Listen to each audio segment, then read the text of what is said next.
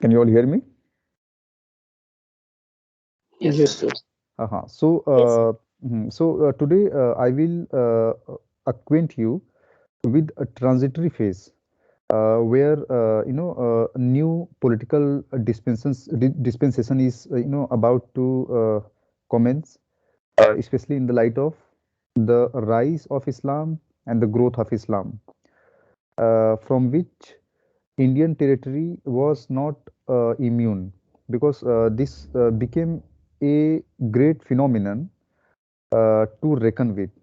So the Islam, when it actually took birth, it started spreading in all directions. Uh, so as far as the eastward expansion of Islam is concerned, that is where we think of India, because India happened to be a very strong base for the Islamic political dispensation. It was a new era altogether, but it's not that it started all overnight. It took some time. It took some time, and so we are talking about, we are going to talk about this particular time, when we have some sort of mingling, some sort of admixture. So where do we actually locate the instances of such mingling and admixture phenomena? Obviously, we rely upon archaeological remains, where you would very often witness that materials, particularly architectural and sculptural materials, which were either demolished or which had ruined on its own. They all these remains were reused and reappropriated while the new structure was coming into place under the aegis of new political dispensation, that is a Islamic ruler. Is this clear? yes, sir. So how do we actually break this entire portion up? What we do actually, uh, for that Rajput period, that is a Tomar and Chauhan period, we consider that as a Rajput phase, which we split into two phases: Rajput phase 1 and Rajput phase 2. So this is again, like the way we would deal with archaeological excavation, where you have a phase 1, phase 2, phase 3. So as you go up from 1 to the subsequent number, subsequent progressive number, you are entering into a new timeline. So that timeline, so it's like when I say phase 1, phase 2, phase 3. So phase 2 is actually intermediary between, it is an intermediate stage between stage 3 and the stage 1. So in this case, Rajput phase 1, so when we were referring to a Tomara dynasty, hmm, and when we were referring to even a period prior to Tomra, that is more or less about phase 1, Rajput phase 1. So it is like 11th century, beginning of 11th century till the end of 12th, till the end of this 11th century, and then from 12th century onwards, it begins the Rajput phase 2, which goes on till the end of this this century, until sultans come from the Central Asia, and they start a new era altogether. Is this clear? So within Rajput phase, you have a two phases: early phase and the later phase. So it is the later phase where you see the proximity of this phase with the new political dispensation. That is a Sultanate dynasty. So how do we actually understand this transition? So we do not go anywhere else. We revisit those very places which we were talking about. What are those places? Uh, for our today's discussion, we will be referring to Kila Rai Pithora. We will be referring to this Lal Kot, which was which is supposed to have been made by Anangpal II, and right in the vicinity of this Anangpal Fort, that is Lal Kot, you have a Anang Tal, which is a water body for the sustenance of people and and for other needs. So the Anang Tal, Lal Kot, Kila Rai Pathura, and also we will be referring to Quwwat ul Islam, which is a mosque on this very campus. That is a Qutub complex. So Qutub complex. So when we will be talking about these places, hmm, we will try to see the evidences of pre-Islamic architectural and sculptural remains, uh, which have not disappeared altogether. They are very much there, but in either in a ruined form or in debris form or in reappropriated or reused form. All right. So this is how it all actually moves from one phase to the other phase. So with the coming of new people, there is a great degree of change in the field of cultural sequence, which is evident from the new series of architecture. Hmm. And since it is in the very beginning, the new architectural design is not complete departure from what pre-existed pre-Islamic structure. इसी को मैं यदि हिंदी में बोलना चाहूँ अपने हिंदी भाषी छात्रों के लिए, तो इस्लाम के आने से पहले यहाँ पे राजपूत लोगों का शासन था। उस राजपूत शासन को हम दो भागों में बांटते हैं, phase one phase two. Phase one और सल्तनत पीरियड, जो इस्लामिक पीरियड है, उसके बीच में गैप है। बहुत क्लियर कट गैप है। लेकिन जो फेस टू है वो बहुत करीब है। और फेस टू और जो सल्तनत पीरियड के बीच में जो जंबलिंग है ना, जो मिंगलिंग है, जो मिश्रण है, वो अ, उसी को हम ध्यान में रख रहे हैं। क्योंकि ऐसा नहीं है कि अचानक खत्म हुआ है और कोई अचानक नई चीज आ गई है। वो एक धीरे धीरे धीरे धीरे जो एक ना बहुत ही स्लो मोशन है। People are coming either by way of invasion or by way of the trade routes, and there is a frequent meeting, there is a frequent meeting। हाँ, बहुत कॉन्टैक्ट्स हो रहे हैं और उस कॉन्टैक्ट्स का जो असर है एवरीडे लाइफ में पड़ रहा है। तो एवरीडे लाइफ को तो हम कैप्चर कर नहीं सकते हैं, क्योंकि कोई वहाँ पे रिकॉर्डिंग है नहीं, उस समय का डॉक्यूमेंटेशन है नहीं। तो जो बाय रिफरिंग टू आर्किटेक्चर, हाँ, जो स्थापत्य कला के क्षेत्र में जो मौजूद है ना अवशेष हैं, उन्हीं को हम पिक्चर में रखते हैं और समझने की कोशिश करते हैं कि क्या ऐसा चीज है जिसके बेसिस पे, on the basis of which you can say कि that two different cultures are now coming.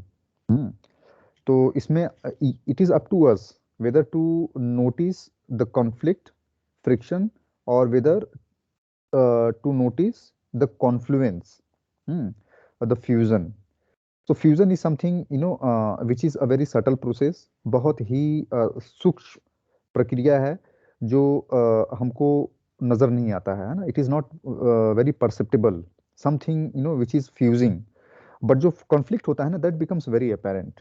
तो सरफेस पे जो दिख रहा है, it is more of conflict than fusion in the initial phase. But one thing which is happening for sure is that mixture is happening. So from phase two of Rajput and from the beginning of the Sultanate phase, how do we come to the conclusion that there was a transition across all these places?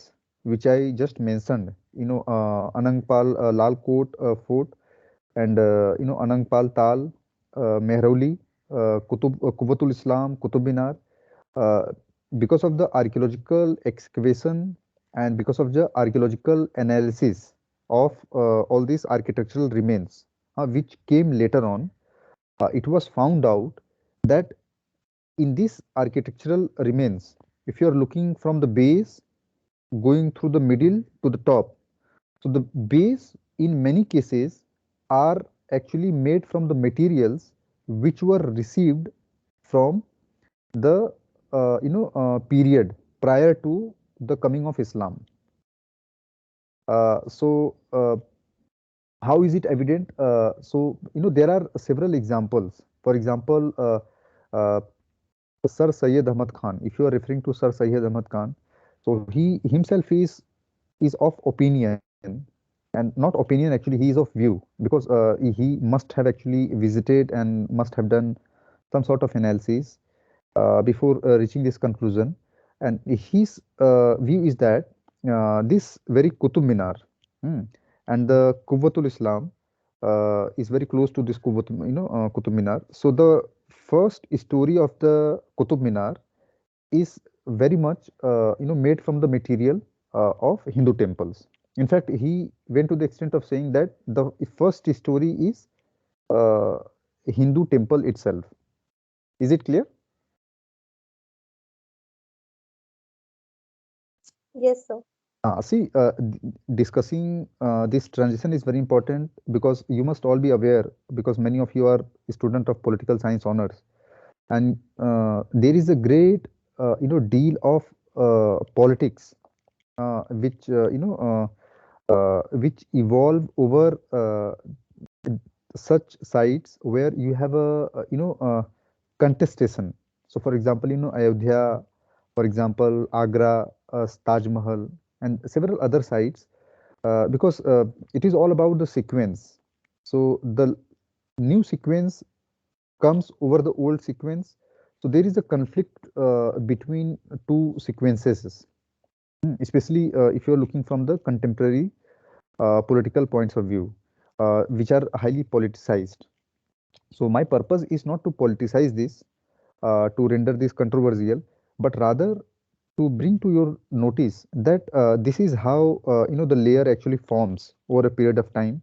So we, as historians, do not uh, develop controversies. We rather try to understand all this in objective manner. So, Sir Syed Ahmad Khan himself is of view that Hindu temple must have been there, and the very first story of the Qutub Minar is nothing but the reused structure of the Hindu temple, which pre-existed Qutub Minar. Similarly, in that very complex, we are all aware that in the vicinity, not very far from there, is Iron Pillar, uh, which is again an example of a structure which existed way prior to the coming of Qutub Minar. Similarly, as a result of excavations of this very place and in and around areas, several other examples of Jain temples and the Hindu temples were discovered. So the purpose is to understand the layering, which is one upon another, not to create controversies. So if you are trying to understand, so this is how it is. So bearing this in mind, now let us talk about Lal Kot. Lal Kot.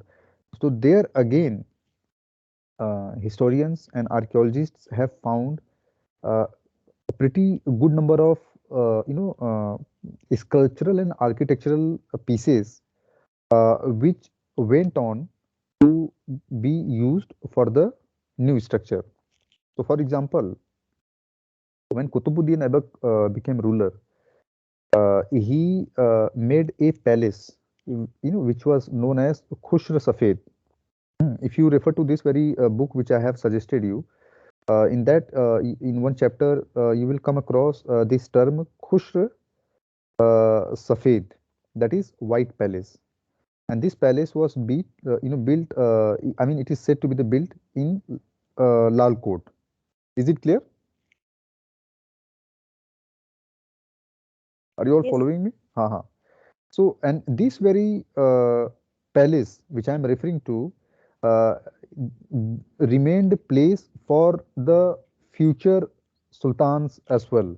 So, all the way from Qutbuddin Aibak, Iltutmish, Razia, Balban, and few more rulers from the Sultanate dynasty and from the Khalji dynasty. For many, this continued to remain place until the capital was shifted to Siri and Tughlaqabad. When this was shifted to the Tughlaqabad and Siri, this very place is said to have been occupied by the ordinary folk, the common people.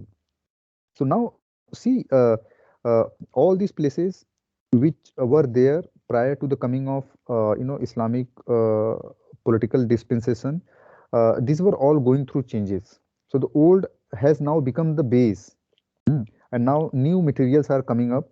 New architectural realities are cropping up in place of the old base, which have become ruinous. I mean, they have ruined, or they have been demolished, or they have gone through the uh, ravages of wear and tear, ravages of time. So so all debris, ruins, mounds. So this is how you locate structures from the Rajputa or the a previous period, previous phase. So in Rajput phase 2 and in beginning of the Sultanate phase 1, one thing which is very common is the occurrence of uh, painted glazed ware. You know what is glazing? Glazing आप लोग जानते हैं जो I mean when we हाँ when we prepare earthen pot, so either you use them as I mean without burning it, without putting that through the fire. But once you put that through the fire, there is a process of glazing. Other than putting that through the fire, that is a pyrographic practice. Uh, there is a process of glazing. Glazing एक process है, and glazing is something which is said to have come from the Persia. Persia means not primarily from the Persia, but that is where it was far more common. So something which was glazed, it had lot to do with the Sultanate period, and such occurrence was noticeable in the Rajput phase 2. Is it clear? So it is on the basis of these painted and glazed ware that people have thought of one new cultural sequence, which became far more evident during Sultanate period, because examples of this glazed ware became very common. Is this clear? Yes, sir. Yes, sir. Okay. Other than these, I would like to bring to your notice uh, in Lal Kot and also in Qutub Minar, the pillars which you all notice. Uh, I do not have the image. Maybe in next class, on Monday's class, I will show you. If you take a very close view of the pillars or of the base or of the front or surfaces of various structures which came later during the Sultanate period. Uh, so because these materials were obtained from where they were, and they were used for immediate purposes. So initially for I mean, as far as you can see, your first encounter, hmm, your first encounter will tell you that for initial phases, you will see good number of such motifs which were not Islamic, which were actually obtained from the previous. and pre-existing materials. So, example of pillars which pre-existed and the stone slabs which had pre-existed, these were all actually reused. So there is also an example of uh, image of Vara that has been used. And Amlaka, do you know what Amlaka is? I mean, during Asokan period and the Gupta period, and for the ancient period, over the pillar you will have something on the top. So that structure will have some sort of motif. So that is considered to be the Amalaka. Amlak.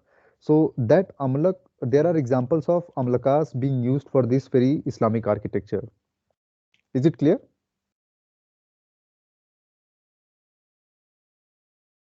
Hello. Yes, sir. Yes, sir. So Yes, use of Varaha's statue, which is not very major statue, not of monumental nature, a small statue that has been found to be used in Islamic architecture in its initial phase, and use of amlakas which were obtained from the preceding phases, and then also the use of the stones which were obtained from the demolished or the ruined materials. They were either the forts, or they were either temples, or they were pre-existing houses. But mostly these were the temples, or the forts. So from which the new political dispensation had got all this material from. So they did not go very far. For immediate purpose, they relied upon materials which were available in the vicinity. So they went on to use all those materials, and that reuse is very much evident. I mean, that is beyond doubt. So it is on the basis of this reused material that we see some sort of transition, that some new realities have now come, and they are either at cross or in collaboration, and now there is a transition, and this transition is evident from this such archaeological maneuvering. Is it clear? Yes, sir. So besides this, within Sultanate phases also you have a you know uh, you have a classifications, phase wise classification. So for initial, you have several examples of such admixture. But as this period moves on to the new phase, there you will realize that it is becoming more Persianized, and it is becoming more differentiated from its earlier phase, where one would notice a great degree of Indo-Islamic influence, where where within Islamic architecture also there was a great degree of simplicity, and in that simplicity you can locate a great degree of is the architectural and sculptural remains which were obtained from the prior phases. But as you move from this phase to the other phase, you will see that it becomes more and more Persianized. So, is there any question or any doubt you would like to ask before I move further? Excuse me, sir. हाँ हाँ. Sir, you told about that painted and glazed ware, they were evident. So during Yes. which phase they were found, like phase 2 of Rajput period or Sultanate period? It is actually found in the Rajput phase 2, but for phase 2, you have occurrence of such wares which are part of one cultural sequence, but not in great number. But yes, there are, and these are associated with the Rajput phase 2. And it is on this basis that historians conclude that uh, Islamic rulers or Islamic people must have made their presence felt, because this is where it is supposed to have come from. I mean, such usages of the glazed ware was far more common among them. So this occurrence, even at a very lesser scale, indicates that perhaps they had come, and it is because of them that such new cultural sequence might have registered its presence, which is not many, but later on it becomes very common, especially for the from the Sultanate phase two. In Sultanate phase one, Sultanate phase two, three, four. So you have other more Sultanate phases. Is it clear, Melin? Yes, sir. Clear, sir. There is some, yes, someone is trying to ask question. There is a hand raised. Yes, sir, it is me, Devishi. Devishi, please put your question, please. Sir, I just wanted to ask, the you said the architecture in the Islamic period, Hmm. as it developed from phases to phases, sir, it became more simplified and more Persianized. Is it that so? No, no, no. It is a simple in its initial phase. Simples means, see, when Islam comes into existence, it does not have uh, architectural plan of its own. It is relying upon architectural ideas where it is actually moving to.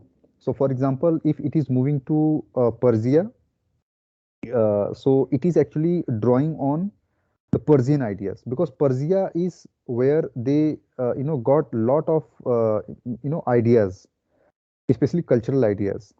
So since it was the beginning, wherever they were going, they were actually taking those forms. So when they came to India, instead of using something which was their own, they used Indian materials, especially for the initial phases, without much changes. But as you move from the initial phase to the later phase, you find that those Islamic structures are becoming far more complicated. And in that complication, you can also notice the more Persianized version. Still, they continue to remain Indo-Islamic, but in that Indo-Islamic, the Islamic elements, it actually becomes far more than the Indian element. But in the initial phase, Indian elements are clearly perceptible. But as you will move further, there is a change in the balance. Is this clear? So in its initial phase, So, it is simple. okay, sir. Okay, thank you, sir. But as it moves on, see, when I say Islamic, we will later on discuss, because Islam does not say much about the architecture, because Islam, I mean, as far as I know, you may contest, because some of you might have read, I assume. But as far as I have understood Islam, Islam is not for iconography. Islam is not for the very elaborate designs. Islam actually is for the simple. Hmm. It actually does not encourage iconoclasm. It does not encourage iconography. It does not encourage the image makings. It does not actually support. It actually adheres to simplicity of the structure, because it does not want to divert its adherents' attention from uh, almighty reality, uh, who cannot be actually embodied in the shape, that is Allah. So that is why they are not in favor of idol making or image making or icon making. So they are far away, as far as I understand. So, but in initial phase, Islam was more or less like this only. But one more thing which you will notice, which is again a subject matter of debate, because people are simply offering their respective viewpoints, and this is that these examples of Hindu motifs which we notice in initial Islamic architecture, particularly in structures which we have found in Delhi, in places close to Mehrauli and the Anandpur, and then Kila Rai Pathura, all these places which I'm talking about. If you are talking about this, if you're taking them as example, so in its initial phase, whatever example of Hindu motifs you will notice, in most of cases, you will see that either they are defaced, For example, in Hindus architecture, there was a great degree of emphasis on on human figures, which would in many cases remain without dress. आपने देखा होगा, for example इसे खजुराहो का है या कोणार्क का है. In many cases these human figures would be very I mean they would not have much dresses over their bodies. In many cases either it would be nude or it would be semi nude. Is it clear to everyone? Yes, sir. So there was a heavy emphasis on the anatomy, especially on the breast, on the facial feature, on especially when it came to the depiction of women figures. It used to be very voluptuous. And this was something which was detested by the Islamic people. So in many cases, what you would notice that in many cases, I'm not saying that in all cases, either these faces have been broken, uh, noses have been broken, the breasts have been broken, especially in those cases where these have been reused for the Islamic architecture in its initial phase. So I mean that is again subject to interpretation, whether it is a broken because of its sensuality, because of its sensuous appearance, which has very little scope in Islam, or this is how they received and they simply used it as they received it. That is again something which is not very obvious, but this is one of the possible interpretation which comes. All right, is this clear to everyone? Yes, sir. So another example, within Sultanate period also, you will notice that, for example, if they came to occupy these places like Lal Kot, Kila Rai Pithora, and Mehrauli complex, that Qutub Minar area. So they reused the water bodies. They used the water from this Anangtal. I mean, this is again very conjectural. Uh, why? Because the new structure which cropped up under the supervision of new Islamic political dispensation. In that structure, the mortar. When I say mortar here, the mortar is that binding material, the clayey material which is actually used for sticking one brick layer with the upper brick layer to make the wall. गारा बोलते हैं हिंदी में. So it's like a cement like structure. Once cement is prepared by admixing this with the sand and the water, so that material which you receive after mixing cement with the water and the sand, that is what I am referring to. In those time, people would usually use the lime. है ना, चूना बोलते हैं, चूना. So lime used to be binding agent. So there is great occurrence of such lime agents, binding agents, mortars, and this mortar of water for this preparation might have come from the Anangtal, especially when the structures we are referring to are not very far away from this Anangtal. Is this clear?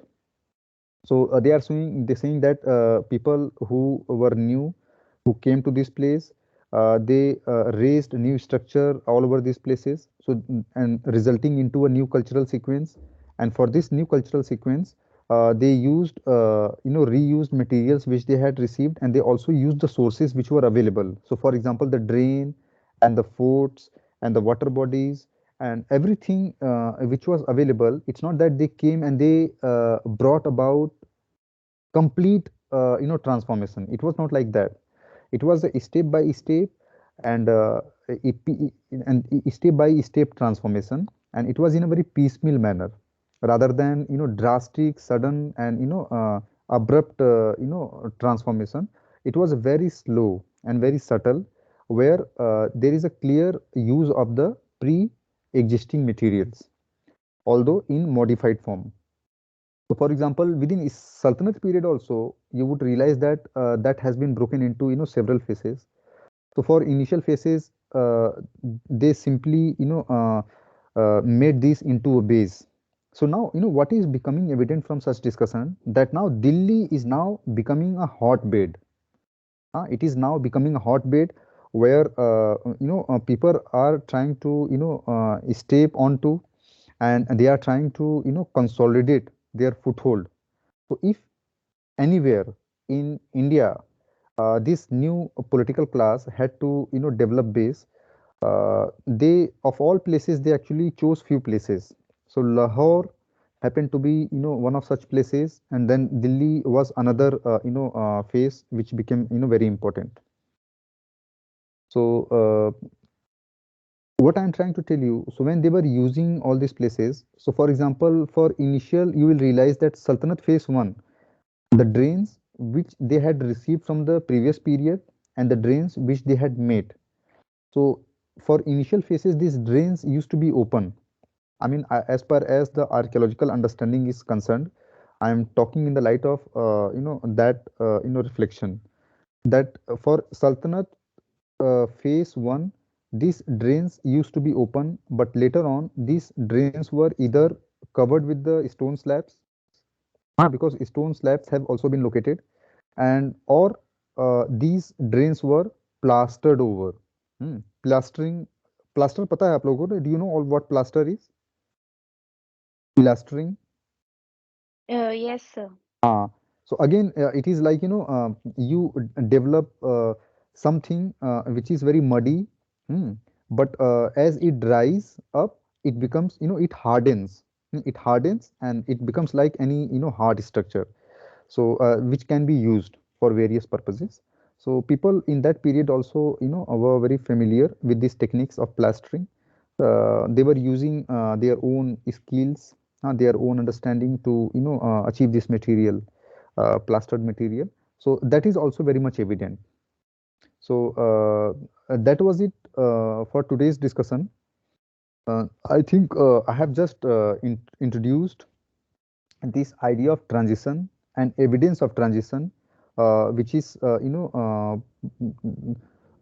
which is very much clear from all these instances which I talked about. For example, the reuse of material and certain materials which were not common in Indian territory. For example, glazed ware, and then coming up of new motifs which were very much example of Islamic architecture. So for example, if you are talking about Quwwatul Islam, and if you're talking about Qutub Minar, and if you are comparing their visual presence, for example, the very structure, Qutub Minar and the Quwwat ul Islam, if you go into the literal meaning of the Quwwat ul Islam, what does it mean? Quwwat means actually the power. Quwwat means the might. So, Quwwat al-Islam means the power of Islam, the might of Islam. So, when the Islamic, faith is spreading, and when the political dispensation is actually growing uh, under the, garb of Islam, it is very much referring to the might of the faith, which is actually, working like a canopy. Because it is under this canopy, all, all dynamism, all sorts of dynamism is actually evolving under the canopy. It is a new canopy, it is Islam. So Quwwatul Islam is the power of Islam, and they are trying to showcase this by Islamic motive, and also by trying to by trying to become larger than the previous structure. So there is some sort of the competition. So they are actually trying to overtake, and they are trying to transform this new landscape which they have acquired, and they aim to transform this from Darul Harb to Darul Islam, which I will talk about. Let us not jump into that because it is too early. I just wanted you to become familiar with this transitory phase, where you have a few examples on the basis of which you can say that a transition is perhaps there, and because there are some things new happening. So I have already talked about all this. So that was it for today's lecture. If you have any doubt, any question, you can ask me. would you like to tell summary of it in Hindi? अच्छा That will अच्छा be more clear. हाँ हाँ, मैं इसको हिंदी में बहुत संक्षेप में बताना चाहूँगा कि मैं ये बताने की कोशिश कर रहा हूँ कि राजपूत का जो समय था उसको दो भागों में बांटा है। जो प्रीवियस राजपूत है उसमें काफ़ी हद तक वो अछूता रहा है एक नए विकास से। वो नया विकास क्या है कि इस्लाम का उदय हो चुका है और वो पूरी दुनिया में फैल रहा है, और ये फैलाव राजपूत फेज 2 में विदित हो जाता है। क्योंकि राजपूत फेज 2 है वो समय रेखा के दृष्टिकोण से नया जो राजनीतिक इतिहास चालू होता है इंडिया के भूस्थल पे, उससे काफी करीब है। तो हम तलाश करते हैं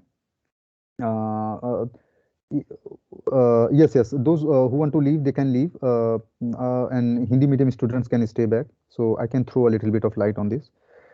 Yes, you may go ahead, no Thank problem. you, sir. Thank you, Welcome. sir. हाँ, सो ये जो नया इतिहास जो चालू होता है उसके हमको ढेर सारे नमूने मिलते हैं। हाँ, उसके ढेर सारे मिसाल मिलते हैं।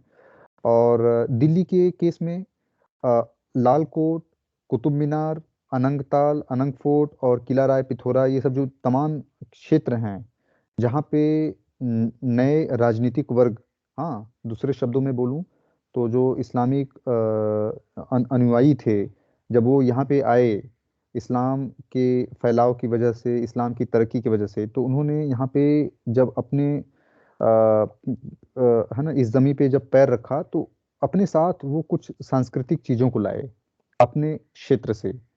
तो उसका असर हमको दिखता है राजपूत फेस 2 में। तो उसमें जो ग्लेज्ड वेयर मटेरियल है, ग्लेजिंग एक तरीका है एक्चुअली में, जो बर्तन होते हैं ना, एक तो बहुत सिंपल होता है, ग्लेजिंग से क्या उसमें चमक लाई जाती है ना, उसमें चमक लाई जाती है, उसमें चिकनाहट लाई जाती है, वो बहुत ही ग्लॉसी हो जाता है।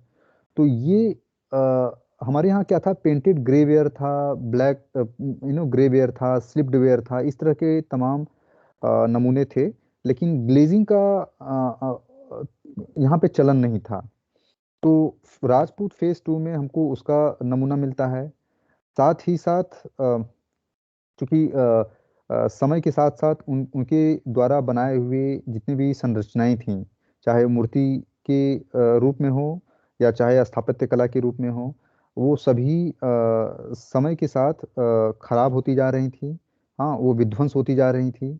और जब इस्लाम के अनुयायी जब भारत में आए, खास तौर पे ये जो उत्तर पश्चिमी से आए, तो लाहौर, दिल्ली और आसपास के एरिया को उन्होंने अपना बेस बनाया। तो दिल्ली उसमें से उनका मुख्य बेस बना। तो यहाँ पे ढेर सारी तब्दीलियां लाए हैं।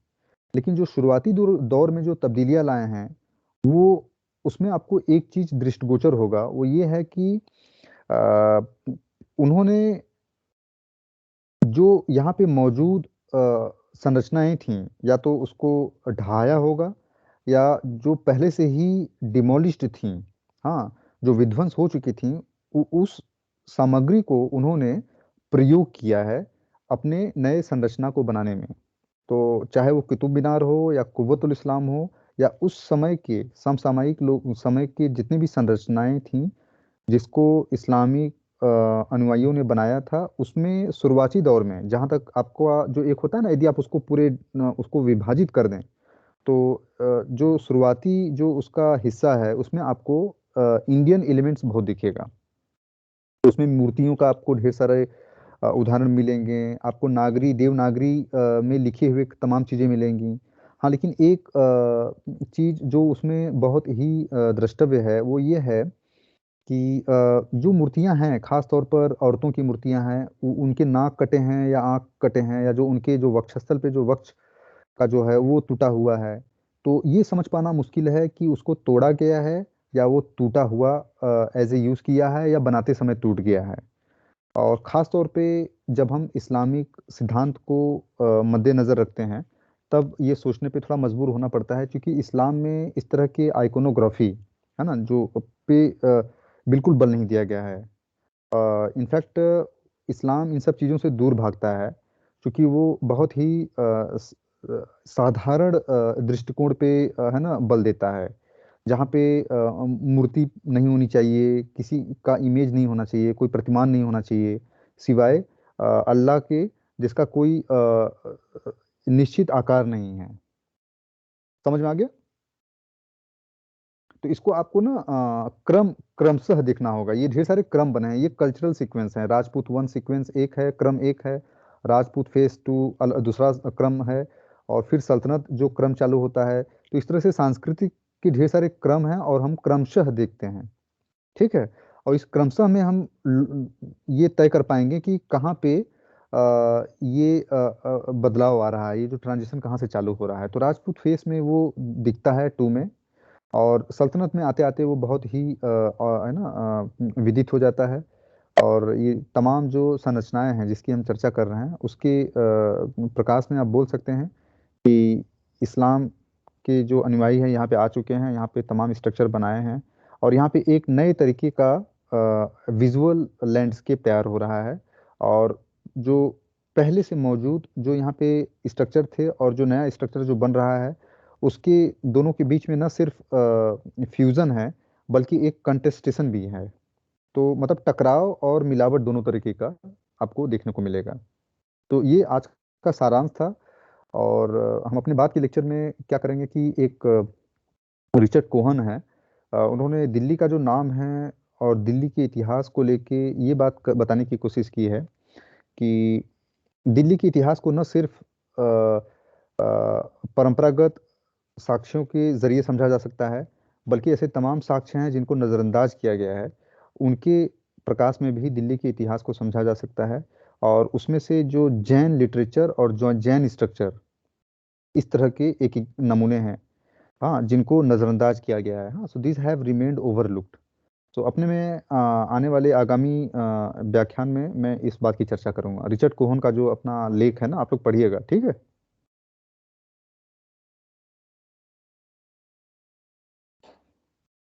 सो मैं तो Excuse me, sir. हाँ हाँ हाँ, Sir, will we be having a class tomorrow? कल का क्लास नहीं होगा, because I happen to be busy. आप लोग आपस में ये मैसेज फैला दीजिएगा, और मैं कल का क्लास नहीं ले पाऊंगा। उसको मैं Okay. हाँ, उसकी भरपाई कर दूंगा मैं। हाँ Okay.